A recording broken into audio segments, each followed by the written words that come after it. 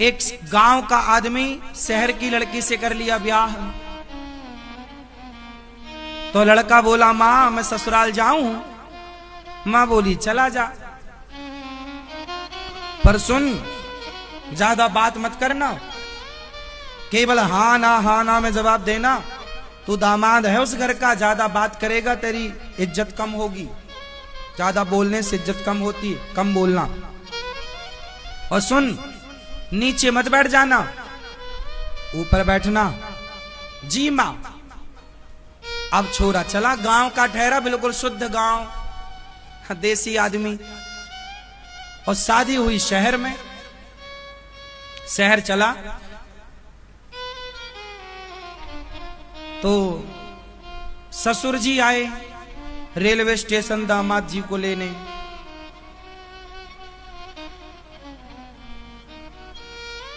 अब जब ससुर जी लेकर चले तो ससुर जी ने पूछा कुछ और सामान तो नहीं छूटा? तो दामाद जी ने कहा हाँ, क्योंकि माँ ने सिखाया था कि बस हाँ और ना ही बोलना। बोला कोई और सामान तो नहीं है आपका? झोला बोला हाँ। बोले ट्रेन में रह गया क्या? ना।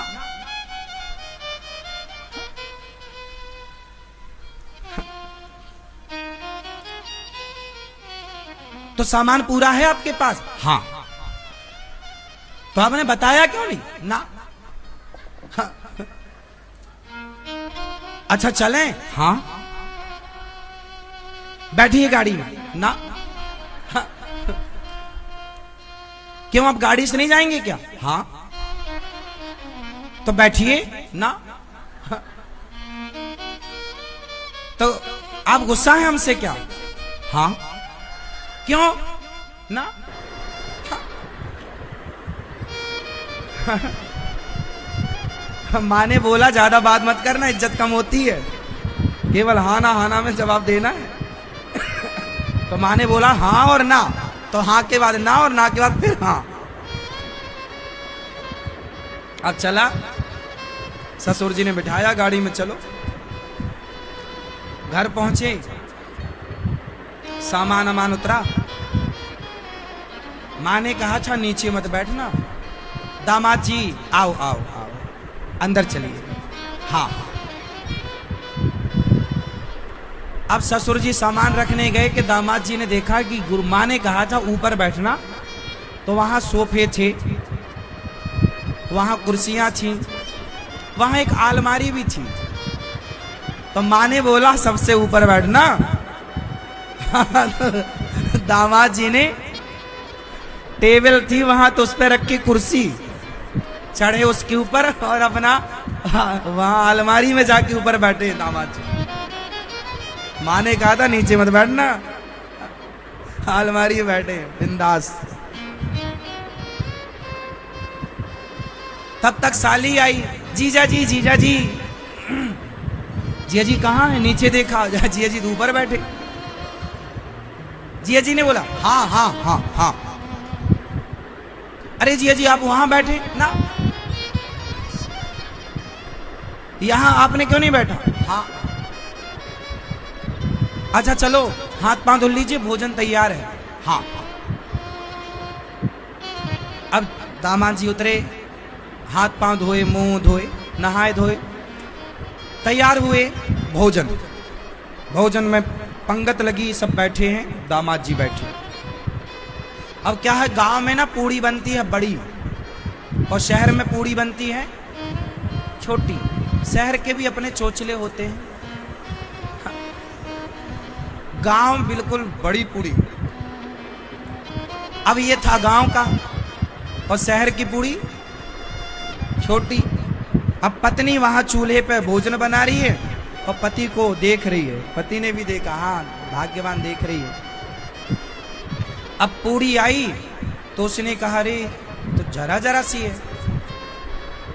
तो उसने एक पूरी उठाई और पूड़ी में साग भरी और पूरी एक बार में, एक पूड़ी एक बार में। पत्नी ने इशारे से कहा एक को एक बार में नहीं, एक को दो बार में खाओ। क्या खा रहे हो? साली कह रही है जीजा जी देखो एक पूरी एक बार में खा गए। अब वहां उसकी पत्नी को बुरा लगा कि मेरे पति का मजाक उड़ा रहे सब लोग। पत्नी तो पत्नी थी बेचारी, उसने इशारा किया तो इसको लगा अच्छा कह रही है कि अच्छा 2 खा सकते हो क्या। हाँ हम तो गांव के। 2 पूड़ी उठाई, हाँ एक नीचे साग भरी, ऊपर दूसरी लगाई और पूरी 2 एक बार में। पत्नी बोली भगवान 2 नहीं 2 को 4 भाग। अब उसने 4 समझी भैया, 4 खाना लगा। साली बड़ी खुश। तो पत्नी बोली अरे राम 4 खा रहा। तो पत्नी बोली हे भगवान। तो पति को लगा अच्छा शायद यहाँ की ऐसी कोई रस्म हो कि माथे पे लगाना चाहिए। तो उसने 4 पूड़ी उठाई, साग लगाई और पहले माथे पे लगाया, फिर खाया। पत्नी बोली तू पहले ही अच्छा था। एक अब ससुर जी देखें, अब खा पी लिया इसने पूरा। पति ससुर जी बोले चलो चलते हैं। तो वहां पर कोई नदी थी। तो इसने अब पूछा ससुर जी से, इसके गांव में कोई नदी वदी थी नहीं, तालाब रहा होगा, इसने नदी कभी देखी नहीं थी। आज वहां देखा, ससुर जी से पूछा ये क्या है। बोले नदी है। तो इसने पूछा ये नदी किसने खुदाई। दामाद ने पूछा ससुर से ये नदी किसने खुदाई। तो ससुर ने बोला आधी तेरे बाप ने और आधी हमने। क्यों? तेरे जैसा बेटा पैदा किया तेरे बाप ने, और आधी हमने जो अपनी बेटी का ब्याह तेरे से कर दिया। तो दोनों ने मिलकर खुदाई है। हंसते रहा करो,